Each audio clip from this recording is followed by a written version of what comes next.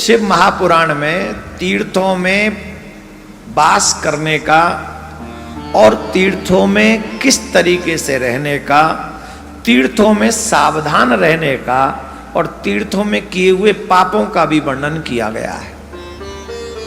ये हम थोड़ा सा आपको विस्तार से सुनाएंगे। विस्तार मतलब थोड़ा सा 5-7 मिनट लेंगे इस पे, इसलिए लेंगे क्योंकि मैं भी और आप भी बार बार तीर्थों में जाते हैं और तीर्थों में जाने का लाभ क्या है, वहां रहना कैसे चाहिए और वहां किससे बचना चाहिए, क्या नहीं करना चाहिए, ये सब समझना होगा, तब तीर्थवास करेंगे। सुनाए कि नहीं सुनाए? बोलो, सुनाए कि नहीं? कुछ इस पृथ्वी पर मोक्षदायक पवित्र स्थान हैं, जिन स्थानों पर वास करने से मनुष्य को इसी पृथ्वी पर, उन स्थानों पर वास करने पर मनुष्य को सहज में ही मोक्ष प्राप्त हो जाता है, शिवलोक प्राप्त हो जाता है। मैं उन्हीं शिव क्षेत्रों का वर्णन करके हे मुनिगणों तुम्हें सुनाता हूं, ध्यान से सुनो। पर्वत, वन और कानों सहित इस पृथ्वी का विस्तार 50 करोड़ योजन का है। कितने का? अभी जितनी पृथ्वी दिख रही है उतनी ही पृथ्वी नहीं है, समझ रहे हैं? जितनी पृथ्वी अभी हमको दिख रही है उतनी पृथ्वी नहीं है। पृथ्वी का जो आकार है वो 50 करोड़ योजन का है और भगवान शिव की आज्ञा से पृथ्वी पर संपूर्ण जगत की धारणा करके स्थित हैं। भगवान शिव ने भूतल पर विभिन्न स्थानों पर वहां के विषयों के उनके विषयों को कृपा पूर्वक, कई स्थान ऐसे हैं जो मोक्षदायक हैं, उसी पृथ्वी पर पवित्र पावन शिव क्षेत्रों का निर्माण उन्होंने वहां पर पृथ्वी पर किया है। तीर्थ क्षेत्रे सदा कार्यम स्नान दान पादकम अन्यथा रोग दारिद्र मूकत्वा धामनायाम नरः। कुछ क्षेत्र ऐसे हैं जिन्होंने देवता तथा ऋषियों अपना वास स्थान बनाकर अनुग्रहित किया है, इसीलिए उनमें तीर्थत्व प्रकट हो गया है। तथा बहुत से तीर्थ क्षेत्र ऐसे हैं जो लोगों की रक्षा के लिए स्वयं प्रादुर्भूत हुए हैं। तीर्थ में जाने वाले मनुष्य को क्या करना चाहिए? बोले ये करना चाहिए कि मनुष्य सदा उस तीर्थ में जाकर पहले स्नान करे।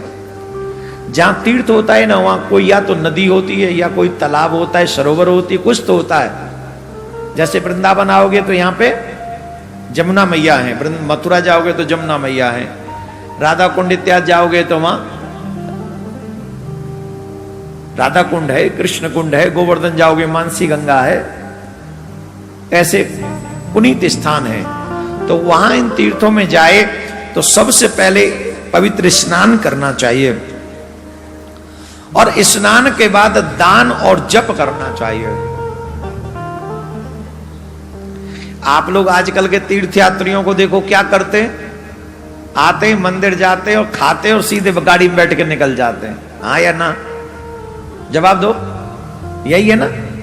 रात रुक गए तो भी मंदिरों की लाइटिंग देखने के लिए, जप करने के लिए नहीं। एक दो मंदिर ऐसे हैं जिनकी रात में लाइटिंग होती है, अच्छी लाइटिंग होती है, तो वो लोग चलो रात में मंदिर की लाइट देख के, चमक दमक देख के, फोटो खिंचवा के फिर चलेंगे। यहाँ हमारे प्रिया कांजू के मंदिर में भी आते हैं। यहाँ ब्रज की गुफा बड़ी सुंदर है, लोग उसके साथ भी फोटो खिंचवा के जाते हैं।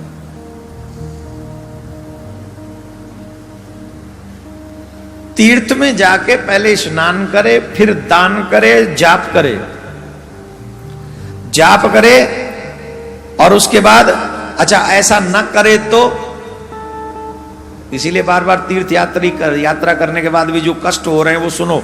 हम नहीं कह रहे हैं अन्यथा रोग दारिद्र। जो मनुष्य तीर्थ में जाकर स्नान दान जाप नहीं करता, वो मनुष्य रोगी हो जाता है, दरिद्रता को प्राप्त कर लेता है, गूंगा हो जाता है और तमाम दोषों का भागीदार हो जाता है। कौन? जो तीर्थ में जाकर भी स्नान दान और जाप न करे। 100 आदमी अगर बिहार जी के दर्शन करने आ रहे हैं तो उनमें से 95 नहीं, 96 नहीं, 97 नहीं, 98 ऐसे ही हैं। 98 ऐसे हैं, आए, दर्शन किया, होटल रेस्टोरेंट ढाबा और वो चाट की ढकेल, खड़े हुए, खाया और ये पेटुआ भर लिया और तुरंत गाड़ी में बैठे और शाम को जाके दफ्तर में फिर हाजिरी शुरू।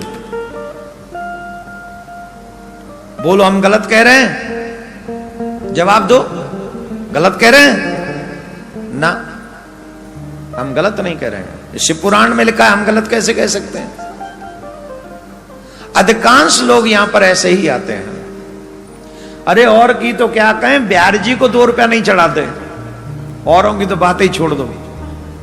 नहीं, जिस ठाकुर का दर्शन करने के लिए गए, कम से कम एक पुष्पमाल, 11 रुपए का भोग और कम से कम 11 रुपए उनके आगे जरूर चढ़ाने चाहिए, जिससे ठाकुर को लगे कि मेरा भक्त आया है।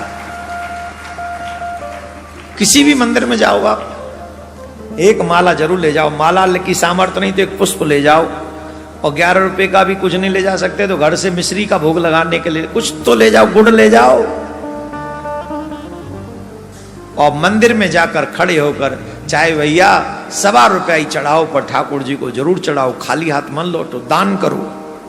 फिर एक जगह पर हमने बहुत अच्छी बात सुनी नहीं, पढ़ी, बहुत अच्छी थी, बहुत।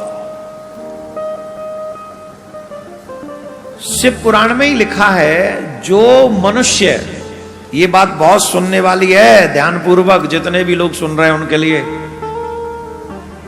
जो मनुष्य तीर्थ में अथवा अपने घर में अथवा कहीं भी शहर नगर में कहीं भी जो शिव भक्तों को भोजन कराता है,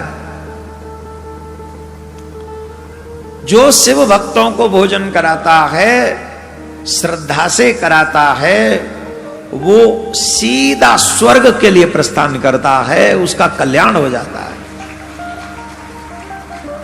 और भोजन में क्या खिलाना चाहिए? केवल गड्ढ की सब्जी न चले, हैं? क्या खिलाना चाहिए? बताओ क्या खाना चाहोगे, वो ही बोल दें। नहीं, शिव पुराण में विशेषता एक बात कही, मजाक नहीं। पुआ और खीर शिव भक्तों को, वैसे रोटी सब्जी जो खिलानी है खिलाओ, लेकिन शिव भक्तों के लिए एक व्यवस्था अवश्य करनी चाहिए कि उन्हें मीठा पुआ और खीर उनको खिलाई जाए। जो मनुष्य शिव भक्तों को पुआ और खीर का भोजन कराते हैं, उन भक्तों को डायरेक्ट स्वर्ग की प्राप्ति होती है। इसमें एक रत्ती भर भी संदेह नहीं करना चाहिए। अब भैया हमें संस्था वालों से कहेंगे, जितने भी शिव भक्त आए यहाँ पर, एक दिन ऐसी व्यवस्था हमारी तरफ से ही कर ली जाए कि जहां अब ये पढ़ लिया है तो जो बोले सो कुंदी खोले। तो सबसे पहले मुझे ही ये कार्य करना चाहिए, क्योंकि वैसे सच्ची सच्ची बताऊं, व्यासपीठ पे बैठा हूं, मुझे स्वर्ग नहीं जाना।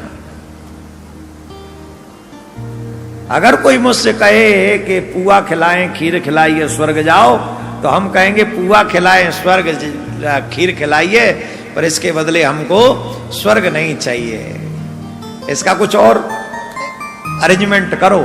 ये तो चाहिए ही नहीं, हम इसे डिनाई करते हैं। अब वो जो करेंगे सो ठीक है, लेकिन बहुत, अब तो 5 ही दिन बचे हैं हमारे यहाँ रहने के। आज के बाद, आज 4 दिन तो हो गए और 5 दिन और हैं। तो भैया बहुत लोगों ने, मतलब बहुत लोगों ने तो नहीं, ज्यादा लोगों ने तो नहीं, पर जितने लोगों ने भी इन शिव भक्तों के भंडारे के लिए धन भेजा है, एक बार जोरदार ताली बजाकर उन सभी के लिए साधुवाद और धन्यवाद कहें। और हम तो भोले बाबा से प्रार्थना करते हैं, जिन लोगों ने भी भंडारे इत्यादि में या प्रिया कांजू की गौशाला में इस श्रावण मास में जो धन भेजा है, भोले बाबा कृपा करें कि तुम्हारे घर में कुबेर का खजाना प्रकट हो जाए और तुम लोग ऐसे ही धर्म का कार्य करते रहो और अपना और अपने समाज का और अपने धर्म का उत्थान करते रहो।